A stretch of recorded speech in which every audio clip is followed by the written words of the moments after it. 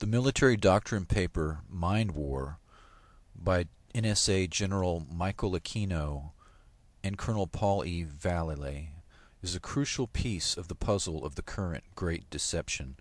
Written in 1980 at the beginning of the Reagan administration, while Vallely and Aquino were working at the Presidio, headquarters of the 7th Psychological Operations Group. Divulging classified information or technology can be punished by life imprisonment. So in writing about current technology that is secret, military strategists commonly use the ruse of talking about existing systems as being future technology, or veil their comments so that only the select few will see the deeper meaning. It is standard practice to produce an unclassified version that can be published publicly, and a classified version that is more explicit or in many cases contradictory. In other words, often what is printed publicly are lies. Despite that practice, the public version of this very historical document contains the following revealing quotes by the authors. Quote, "In Vietnam, our psychological warfare failed because it was outmatched by the psyops of the enemy. Our psyop did not really change the minds of the enemy population, nor did it defend the U.S. population at home against the propaganda of the enemy. Furthermore, the enemy's psyop was so strong that it, not bigger armies or better weapons, overcame all of the weapon systems we fielded. The lesson is not to ignore our own psyop capability, but rather to change it and strengthen it so that it can do precisely that kind of thing to our enemy in the next war for the mind. Psychotronic research is in its infancy, but the U.S. Army already possesses an operational weapon system designed to do what Lieutenant Colonel J.B. Alexander would like ESP to do, except this weapon system uses existing communications media.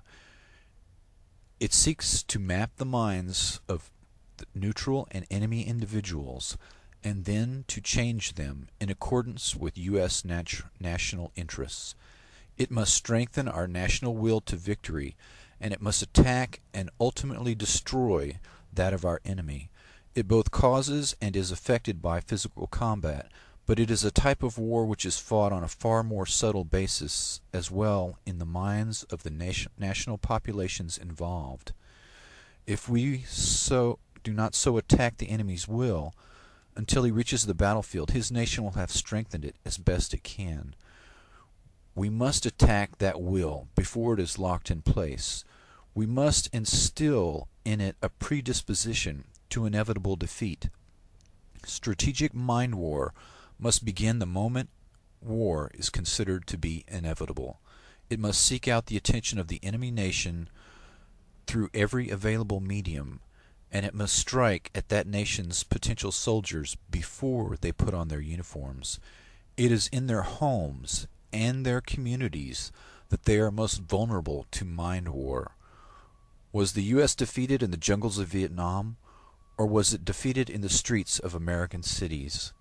In its strategic context, mind war must reach out to friends, enemies, and neutrals alike across the globe, neither through primitive battlefield leaflets and loudspeakers of PSYOP, nor through the weak, imprecise, and narrow efforts of psychotronics, but through the media possessed by the U.S., which have the capabilities to reach virtually all people on the face of the earth.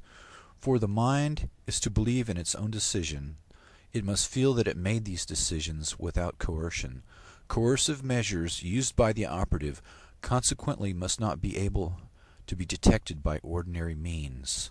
There is no need to resort to mind-weakening drugs, such as those explored by the CIA.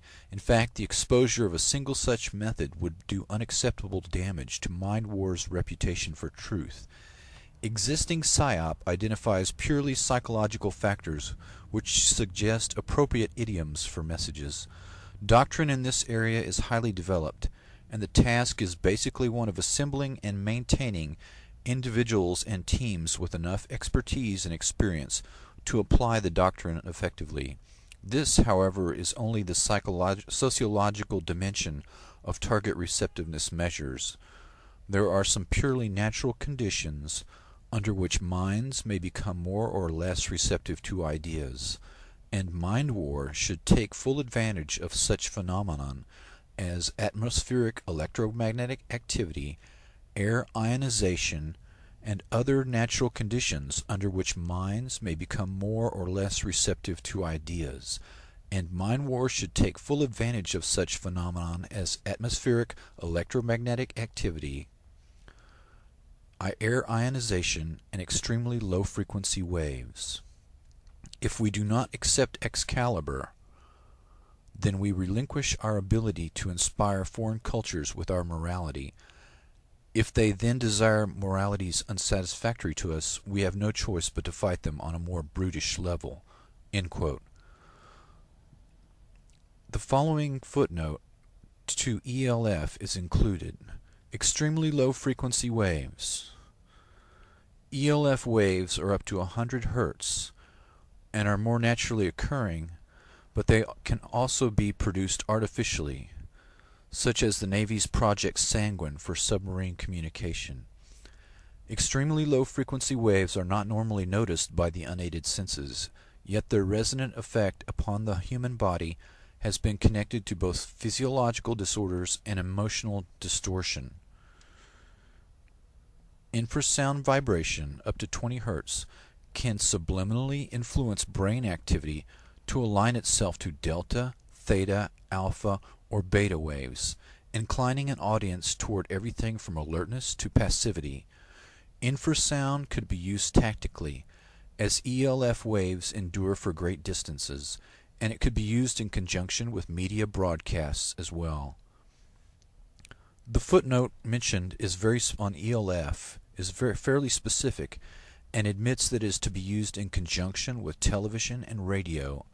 In short, the extremely low frequency mind war attack signal will be piggybacked on a TV carrier wave to target civilian populations in their homes, to instill feelings of fear and terror prior to the start of a conflict. In short, shock and awe. The power of extremely low frequency to change the mood and thoughts of enemy populations was well understood by the U.S. PSYOP forces, and to General Aquino and Colonel Vallely as in particular. If these weapons were turned against friendly populations, it would be extremely difficult, if not impossible, to detect their influence. Colonel Vallely holds many hard-right views on the Vietnam War, as well as aspects of American society that he would like to change. Now a Fox military analyst, he told Fox House liberal Alan Colmes that, quote, "We are not going to permit a Shia majority victory in the forthcoming theater of a free election in Iraq. Worse," he said, quote, "Iran and Syria are next. It's easy to do. Israel is already prepared to take Iran down," unquote. Colmes followed up by asking whether he thought a Judeo-Christian holy war against Muslims was such a great idea. Vallely replied, quote, "That's what's going on. If you don't understand that, then you don't get it," unquote.